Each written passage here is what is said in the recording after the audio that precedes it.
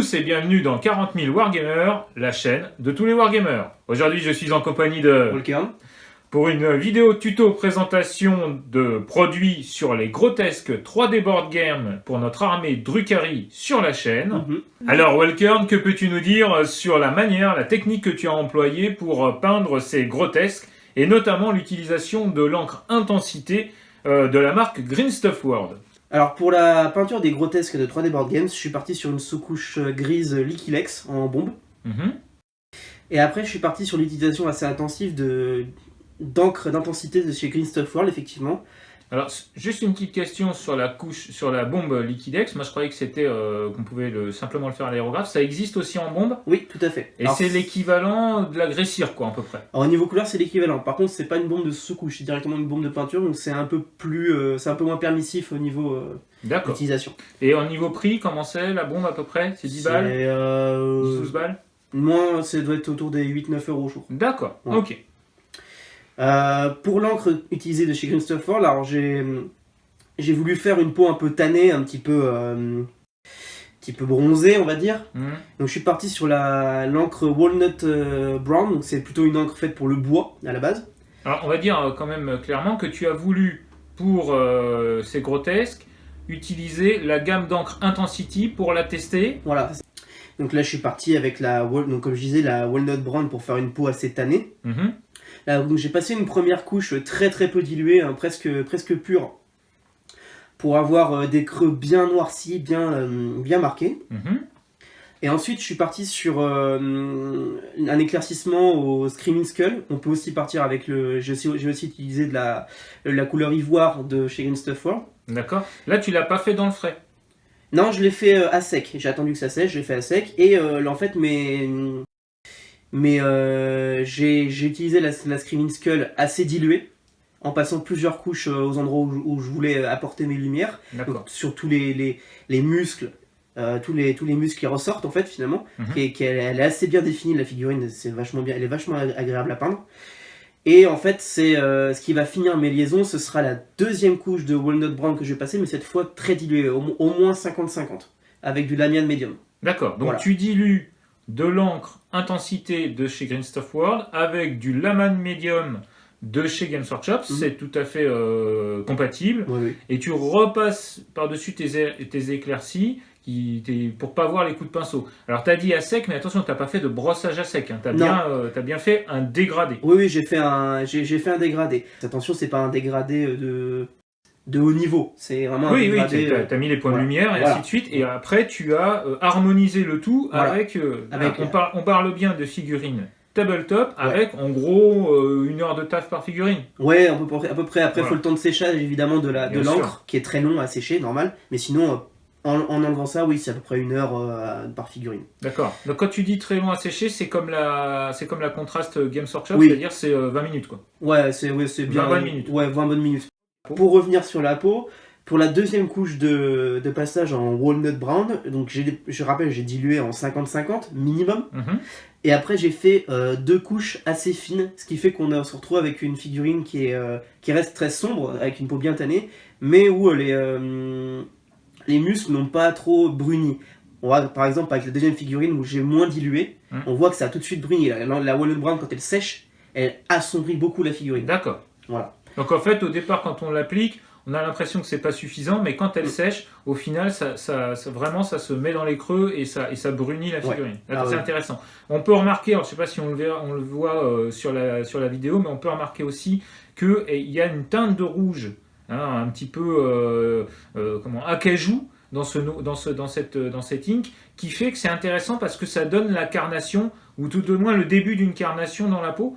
Et c'est pas mal. Je pense qu'on pourra améliorer encore ça en faisant un glacis de rouge, mais ça on le verra dans d'autres vidéos. Ensuite le pagne, le pagne c'est très simple, j'ai tout simplement utilisé une autre encre qui s'appelle la Swamp Brown, mais on peut utiliser un peu toutes les encres qu'on veut pour faire un peu les couleurs que l'on veut.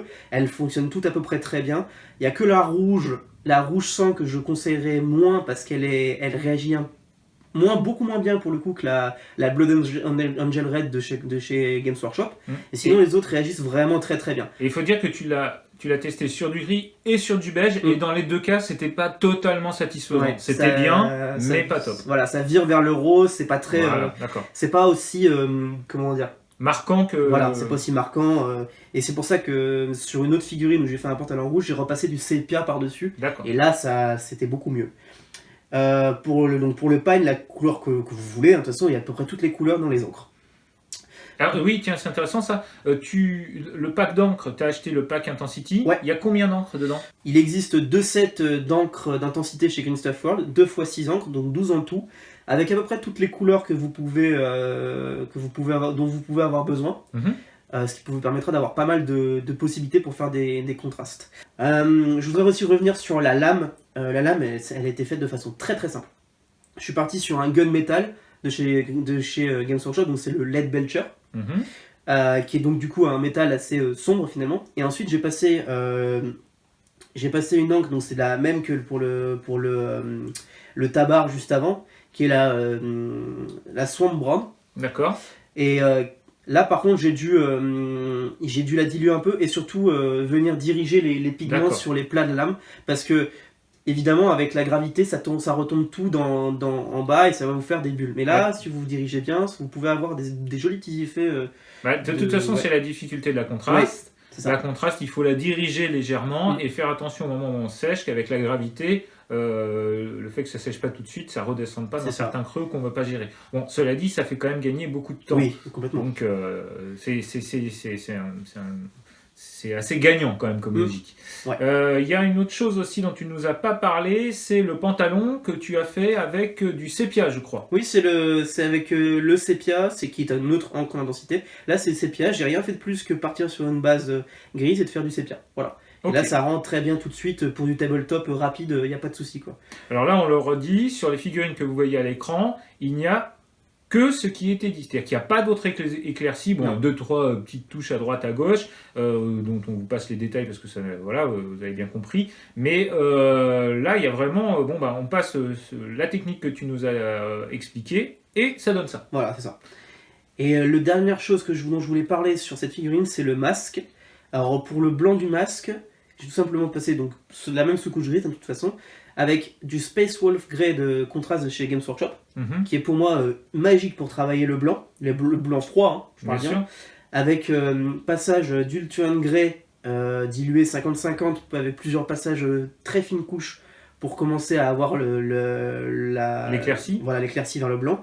Et après on passe au blanc pur avec soit le Nuclear White de chez Green Stuff World, soit le Corax White de chez Games Workshop. Les deux donnent à peu près le même résultat. D'accord. Voilà. J'ai une autre question. Tu les as, les figurines, avant de leur mettre la sous-couche grise en Liquilex, est-ce que tu les as sous-couchées en noir avant? Pas du tout. Non, là tu as pris la figurine en résine, tu as envoyé le Liquilex direct dessus en sous-couche grise, et ça a accroché sans problème. Ça a accroché, alors un peu plus, faut mettre un peu plus de peinture que la normale. Mais la peinture, vu que c'est pas une sous-couche, elle est assez fine, donc elle va pas boucher les détails. D'accord. Voilà, donc, ok, c'est comme ça que tu as fait. On aurait pu faire une sous-couche noire en polyuréthane avant. Bon, là tu es parti directement dessus. Ok. J'ai fait vraiment au plus rapide. Et tu les as pas nettoyés avant. Non. Tu les as pas passés au savon ou quoi que ce soit. Non. Tu t'en es servi tout de suite. La résine marche tout de suite. La difficulté, c'est le montage, bien sûr. Voilà, donc j'allais y venir justement. Donc là, il s'agit de résine d'impression 3D, qui n'a rien à voir avec la résine qu'on peut trouver chez les figurines alternatives ou même chez Games Workshop, qui sont des résines moulées, où là, forcément, il faut les nettoyer parce qu'il y a un produit qui est utilisé pour les démouler. Là, c'est vraiment de l'impression 3D. Alors, l'avantage de l'impression 3D, c'est qu'on peut avoir des figurines qui coûtent très peu cher. Alors, on voit chez 3D Board Games 5 grotesques. C'est vraiment pas cher par rapport au prix Games Workshop. En plus, les figurines, vous les voyez, elles sont vraiment elles sont très jolies. Maintenant, les figurines sont très jolies, très agréables à peindre parce que elles sont très précises au niveau de l'impression. Même moi, j'étais bluffé. Je fais un peu d'impression 3D, j'étais bluffé par la précision. Maintenant, il y a quelques petits défauts qui sont inhérents à la résine de l'impression 3D, c'est qu'elle est souvent très dure et très cassante, beaucoup plus cassante que la résine de moulage. Maintenant, par rapport à de la Funcast, moi ça m'embête pas du tout. Non, ça n'a rien à voir. Mais le montage, effectivement, va être un peu compliqué pour les gens qui débutent et qui savent pas trop comment monter leur figurine. Parce que là, j'ai dû utiliser de la green stuff à certains moments pour coller des mains qui savaient. C'est-à-dire qu'en fait, le système, c'est que la green stuff réagit très très bien à la super glue. Donc en fait, en mettant un tout petit peu de green stuff pour faire le joint et de la super glue, on va avoir une tenue qui est beaucoup plus puissante. Voilà. Après, il y a aussi la technique de mettre de la super glue et de mettre un accélérateur de super glue qui peut aussi. Bien sûr. Voilà. Mais bon. Ça. Le truc le plus important, c'est que tout ce qui est petite partie, par exemple les mains, donc les jointures des mains, au niveau des poignets, seront souvent à racler un petit peu avec un cutter pour qu'il y ait bien la bonne forme. Parce qu'en impression 3D, on a toujours des petits problèmes de précision qui font que les mains ne viennent pas forcément se loger comme il faut. Et ça existe aussi dans le plastique avec certaines figurines. Ça existe dans le plastique et surtout la résine fine cast. Donc en gros, pour le prix, honnêtement, c'est golden. Pour le prix, c'est golden. Juste à ne pas les faire tomber parce que ça casse très facilement. Oui, on connaît ton côté très adroit avec les figurines. Ah ouais. Donc, voilà. Est-ce qu'il y avait d'autres choses à nous dire? On aura aussi des socles. Là, vous le voyez, ils ne sont pas soclés puisqu'on va recevoir des socles qui sont des socles qui nous seront offerts par 3D Board Game justement dans le cadre de ce partenariat, parce que c'est eux qui vont, entre guillemets, socler les figurines de la chaîne pour les Drukhari.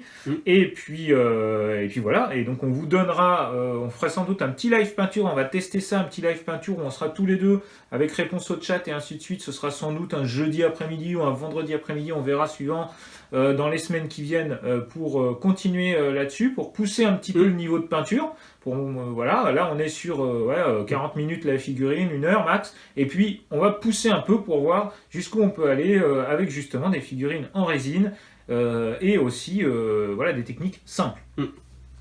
Donc merci Volkern pour toutes ces informations. Je vous rappelle que vous pouvez retrouver ces grotesques sur le site 3D Board Game Accessories et les références de peinture Games Workshop et Green Stuff World sont aussi sur le site de notre partenaire click29-hobby.fr. Je vous rappelle aussi que les tipeurs de la chaîne bénéficient de moins 20% sur ce site. C'est relativement intéressant. Nous espérons que vous avez aimé cette vidéo et si c'est le cas, n'oubliez pas de mettre un petit pouce en l'air, de vous abonner à la chaîne bien sûr, de la partager sur les réseaux sociaux auprès de vos amis. Je vous rappelle que si vous voulez soutenir 40K Wargamer TV, vous pouvez devenir tipeur de la chaîne. Les liens sont dans la description de cette vidéo. En attendant, nous vous souhaitons un bon hobby et surtout n'oubliez pas, sans maîtrise, la chagate n'est rien.